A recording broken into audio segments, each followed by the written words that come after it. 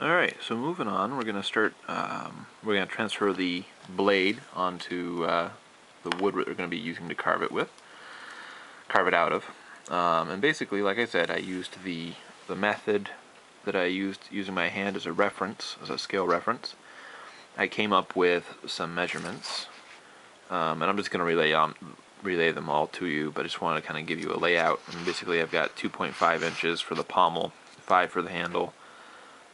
From the actual bottom to the top of the hilt to the spike point here, not including this length piece that goes up the length of the blade, that's 2.5, but it's only 1.5 from the bottom to where the blade starts because of this curve that's present here.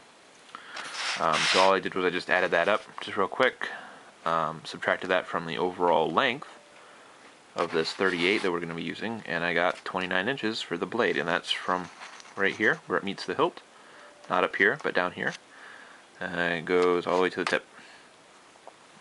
So in terms of transferring that to paper, oh, and just one more thing, is I've got this distance to this distance as being 1/3 of the overall length. So this is 1/3 of 29, and I'm just going to round that up to 10. Calling, if that was 30, then 1/3 would be 10. I'm just going to call that 10, just for the sake of argument. So that's 10 inches there, including these rounded out pieces.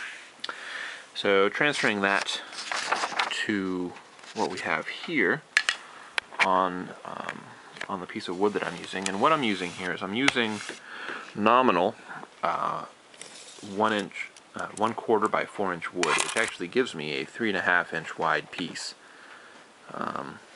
But it's a 4 foot long piece from top to bottom. And it's 1/4 of an inch thick,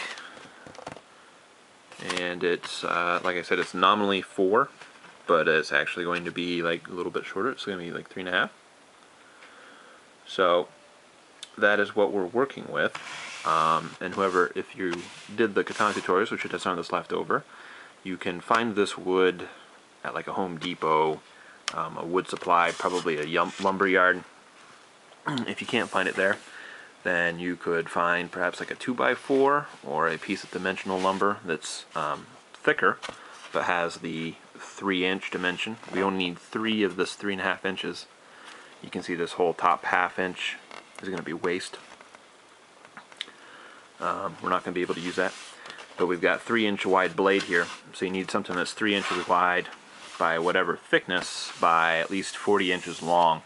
Like I said, this is going to be 48 for me. What I'm using is 48 inches long, but you need at least 40 inches, 38 to be exact. But if you can't find it in a store, hopefully you can find at a lumber yard something that's not 1/4 inch thick, maybe a little bit thicker, maybe 3/4 of an inch or so, and then find a table saw, and hopefully you can rip that down on a table saw to the right thickness, or even a planer if you have to. You have a few options, but I find this at my Home Depot nearby, and that's where I picked this up. So moving on to what we're actually doing here, what we've done is taken our little tape measure, and we've measured 3 inches wide at the top, going all the way down the whole length of the piece of wood here. And I just drew a straight line just for a reference. This is just a reference line, this 3-inch line going all the way up and down. And then I also drew a center line here. Again, this is also reference, this center line. And that just gives you a gauge as to where your point up here is going to wind up, and some half measurements on down. So you'll want to do that. So you have got one at 3 inches, one 1.5 inches. And then from there, you start actually drawing out the blade. And what we want to do is we want to take our tape measure, go all the way down here. You're going to mark off at 38 inches. Keep in mind this tape measure is upside down, but that's 38 inches. You're going to make a mark on your center line. That 30 inches is at your center line. You're going to mark one at 35.5. That's also a center line. 30.5. 29. That's actually where our blade will start. The rest of that's the tang. You don't need to mark at 28. You need 26.5. And then you need one at 19. And then one out here back at the beginning at 3 inches. And those are all marks that you're making at the center line. So once you've done all of those, and that gives you kind of the beginning points, give you an overview of what we're going to be doing here is we're going to make this tang really, really long. And that's because I'm not entirely sure how I'm going to do that portion of the blade yet. Basically, the idea is that we're going to be able to slide the hilt piece up and then work on that a little bit. Then glue the handle pieces on the outside and shape that next. But as far as how the pommel is going to work, I'm not entirely sure yet.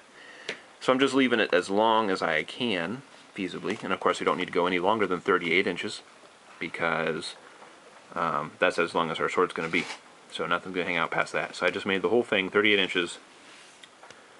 That's just a reference for actually where the handle starts. So is this. And then our tang stops at 29 inches. So you've got 29 inches of blade and 9 inches of tang here. So your first mark is going to be taking a square, and along this nice clean factory edge that we have along here, it's very important, don't square off of non-square edges, but this edge is nice and square. So we're just going to line up our square and draw a line straight across. That's going to be the bottom of our blade, and that's going to be 3 inches wide. Next, we're going to go to our 26.5 line and do the same thing. Just draw a line straight across. And then finally, at 19, we're going to do a line there. And that portion is where we're going to do these curves here. And then up at the top, we're going to do another square line. And we'll come back to that. But again, that's at 3 inches. You're going to just do a square all the way across. Next, we're actually going to come in and mark 1/4 of an inch. That's 1/4 of an inch in, and it's going to be in the center between these two lines. And that's 2.5. So that should be 1 1/4 inches, I believe, is the halfway point. But you want to come in from the edge 1 1/4 inches, 1/4 inch in from this edge, and you want to do the halfway point between these two lines. And the same at the top. Come in from this outside 3-inch line that you drew, come in 1/4 inch. And into the center. And then same here, where you come in 1/4 inch again from the edges. And then in the middle between these two lines. And this is going to be 7.5, this distance, so just in the center of that. And then you have those marks. Where we go from there is I actually just used a compass, excuse me, not a compass, just a protractor to measure angles. And this is a 6-inch protractor.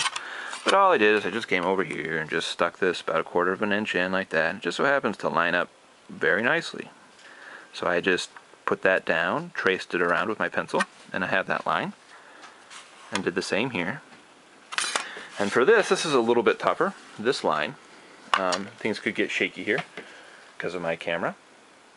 But basically all I did here was take a ruler, a very thin flexible ruler. A metal one would work great for this. But this is nice thin plastic. And all I did was I just made sure that one end was right there and the other end was at that end. And then I bent it in the middle like a bow to create that curve. And I really can't show you because I need one hand for the camera. But it's basically, that's what I did, is I just, anchored it here and here. I've actually put it on the floor and used my feet before. And then you just pull it back in the center, and that'll give you a nice even curve. Like I said, you're just bending this like a bow. So give you a nice even curve. Do the same for here. Okay? And then you want to come up to your 3-inch mark. You're going to come in 1/4 inch off of both your, your outside lines here. So you're in 1/4 inch, and then you're just going to draw a straight line from this point at 19 inches all the way to that 1/4 inch line in, and that'll create this taper effect along the final length of the blade. And then once you have that line connected, all you're going to do is just kind of freehand this curve, make it nice and evenly round. My freehand's a little messy. You don't want to draw a straight line because it looks like a pointy tip, doesn't look very nice. So just kind of nicely round it off, and that'll make it look more like it is in the game. And then once you've done that, you've drawn out the blade. You're going to go through, you're going to cut out this outside line here, all the way down. Just pay attention, cut inside where you should and don't where you don't. And then this tang down here, this is actually from the center line. I just went 1 inch wide, so a 1/2 inch on either side of this center line. And then the same down here at this, 1/2 inch out. And then I just drew straight lines. So this is a 1 inch wide tang. And yeah, once you have that, just cut out around the outside of the tang as well. And you'll have your blade cut out. And then in the next video, I'll talk about shaping your blade and how we're going to go from there. So we're making pretty good progress after we're at this point.